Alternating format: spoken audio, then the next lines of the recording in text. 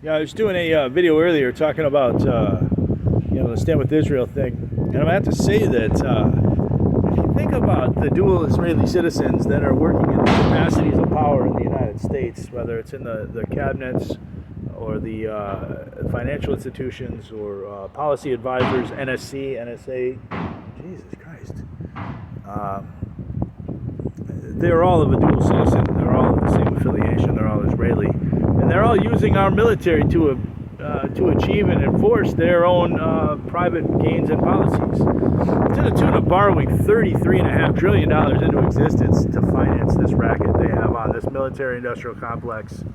It really is an occupation of foreign lands, and they're an occupying force. And they claim to be bringing democracy. They claim to be bringing all these things, but as I mentioned, I think it's the independence illusion that so many people seem to embrace. And it's a great idea, it's a great concept. In reality and actuality, it needs to take place, but certainly not a brokered convention by the people that once held our freedoms.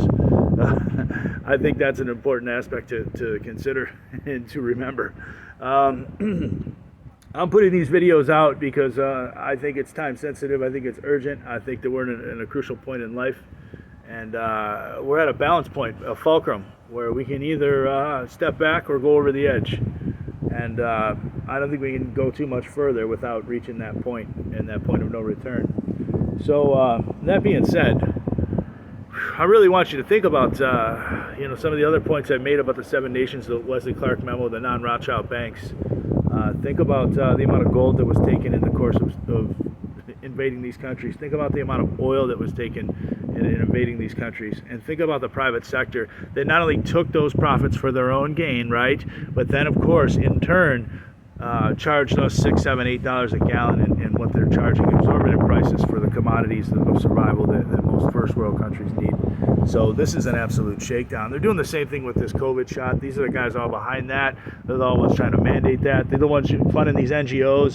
They're the ones that bringing these immigrants in that you all are so deathly worried about, these other poor people that are running for dear life to escape the colonies of these UN places that have their boot on their neck for generations. And now we're just seeing that boot coming home and stomping on the terra. And more importantly, you're seeing these foreign operatives being trained by these very same forces under the guise of bringing destruction to the United States or its citizens.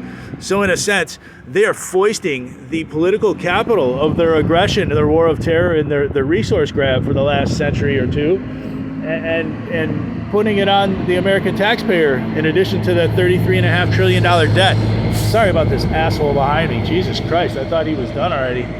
He keeps driving back and forth the street. It's unbelievable. Fourth time. Anyways, what I was trying to say is everybody seems to be just running blindly to support and blindly support this creation of the Rockefellers and Rothschilds, this thing that was created out of nothing, the spoils of World War I, the Balfour document, the betrayal of the Ottomans. They have been trying to reach into these financial strongholds and dominate their banking institutions for 300-400 years, and now they finally have done it. And this is how they're doing it. And this is why I say that it's like 9/11. You look at who, cui bono, and that's not Cher and Sonny's drag queen child. That's who the fuck gets all this advantage. And more importantly, who can spin it off and lay this political liability onto the people that funded this or agreed to it, or by not withdrawing consent complied with it, I guess. And this is the whole thing, is they're putting us on the hook with this hook, line, and sinker, and hoodwinking you all into thinking that we have some way of killing our way out of this, or strong-arming our way out of this empire. And in reality, we should be taking a page from the book of the people that we're supposedly trying to destroy, in terms of having fair and honest banking, having regulation over NGOs trying to dismantle and destabilize countries. The FBI could have gone after Antifa or BLM, but instead they let them destroy the small business and the retail store as part of this objective. They understand that these things, it's more about power and compliance than it is really about anything else, and it's forcing people into becoming dependent on the system after they've destroyed their source of commerce. And in the course of doing this, have played with interest rates, monetary supplies, inflate and deflate on prices, supply side economics, all these things that they have controlled the entire food chain and the food supply of most countries on earth, and they're playing this game, live and comply or resist and starve.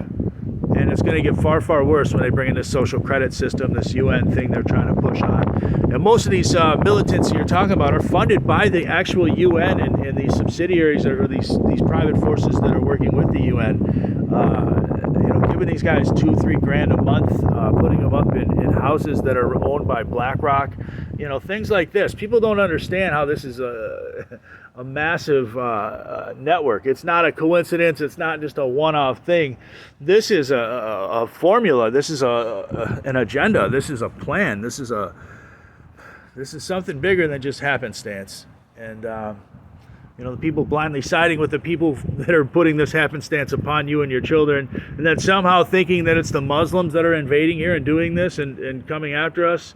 I still don't understand what you're thinking, but I thought maybe you'd learn something from the last war of terror and the 20-year resource grab and the Rothschild banking consolidation and all that shit, but and even the COVID thing and everything like that with the vax. But maybe you don't. Maybe you still need more lessons, and these guys will gladly give them to you. So don't let me stand in the way of a good time or a happy, good, feel-good belief that you like, that jives with the propaganda they're giving you.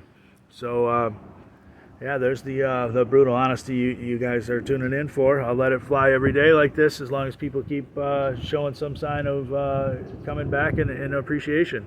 If it's a waste of time, then maybe I'll just stick to what I'm doing. Thanks.